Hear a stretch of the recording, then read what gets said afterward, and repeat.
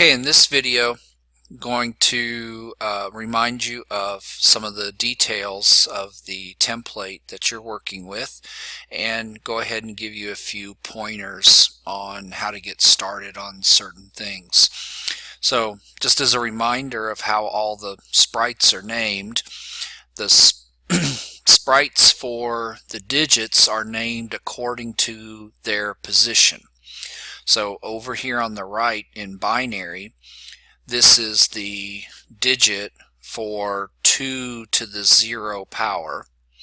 So that's part of its name. As I move to the left, the power goes up each time. So the next digit over is 2 to the 1 power. And you can see down here that it's 2 to the 1 power. The next digit is the 2 to the 2 power place. Next digit over is 2 to the 3rd power. Next one is 2 to the 4th. The next one is 2 to the 5th, 2 to the 6th, and finally the last digit is 2 to the 7th. And then if you look at any of the binary digits, go over to the Costumes tab, you can see that each binary digit has two costumes. Costume 1 is the 0 digit. Costume 2 is the 1 digit. So you can see the name of the costume as well as the costume number.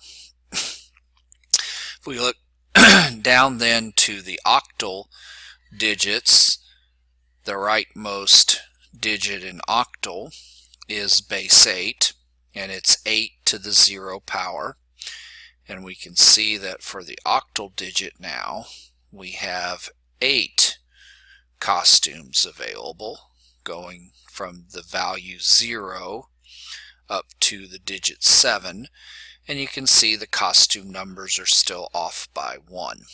So the costume number is always 1 higher than the digit that the costume represents.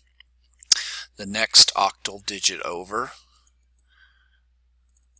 is 8 to the 1 power, and the last octal digit is 8 to the 2nd power.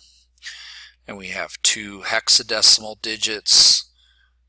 The one on the right is hex digit, and we can't quite see down here, but if I hit the info button, I can see that it's hex digit 16 to the 0 power. And then the next one is hex digit 16 to the 1 power. And we can see in the costumes we have 16 costumes. Digit 0, which is costume 1, all the way through digit F, which is costume number 16.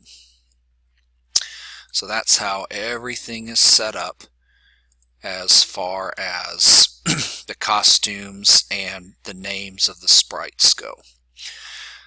So now if I go back to the first binary digit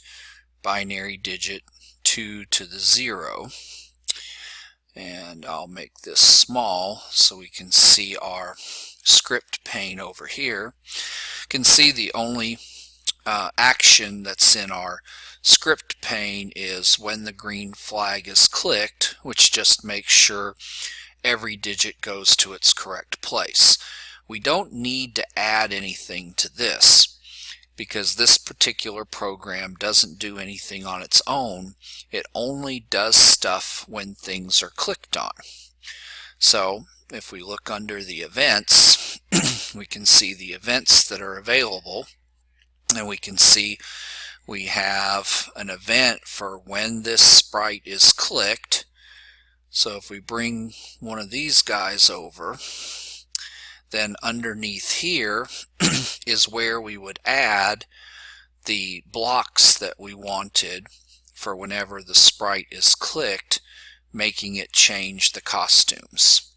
Now, I'm not going to actually write this for you, because you should be able to do that, but I will show you some places as a reminder or learning for those that haven't worked with Sprite much, worked with Scratch much, how to do things. So under control, we have our if block. So we can say, okay, if some condition is true, then do something. Or we can use an if then else. So if a condition is true, do something else, do something else. Now, since there's only two possible costumes for the binary digit, the else block would probably work really well, because we can say if one costume is already set, then switch to the other, else switch to the other one. Okay. So how do we tell if a particular costume is set for a sprite? Well, in the looks part, scroll down, there's a variable for costume number. So I can go through and say, okay, if my costume number is equal to, and here's an equal test, if my costume number is equal to a particular value, I could put all of that into the block and then change my costume. And I can change the costume with a block like this that lets me pick which of the costumes I want to switch to. Okay.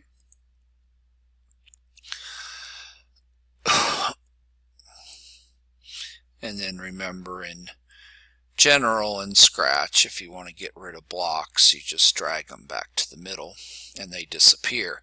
So you're going to have something like, when this sprite is clicked, an if then for picking your costume with, and then anytime a binary digit changes, that's where we want to go to our events. And here's all of our message passing stuff. We want to do a broadcast and wait. And for our message, we want to create a new message, and the message we want to send out is that the binary has changed. So there's your basic structure for how to deal with whenever your binary digit is clicked on. Okay, so now in one of your octal digits, let's see, I'm trying to get that clicked on, there we go. So now in one of the octal digits, the octal digit wants to do something for when I receive this message that the binary has changed. And I'm in the octal digit 8 to the 0 power. That's this guy right here. So this guy wants to change based on the costumes of these three binary digits. So in the sensing group, I have this guy right here, where I can ask for a costume number of a different sprite. So I can get the costume number of binary digit 2 to the 0 power, which is the first one, and I can do a comparison with an operator.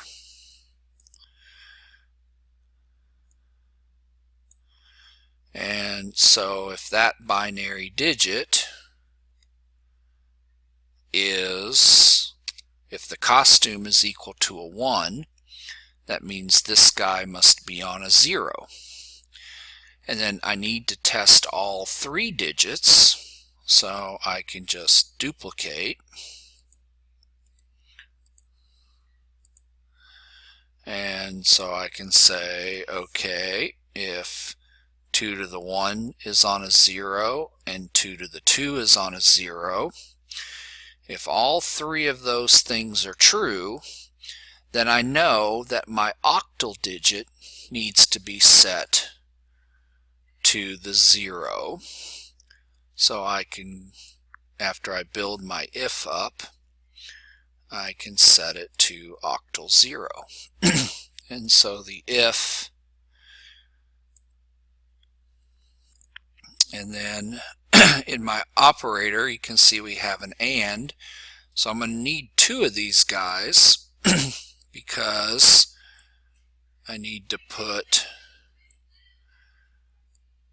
two of them together in one and.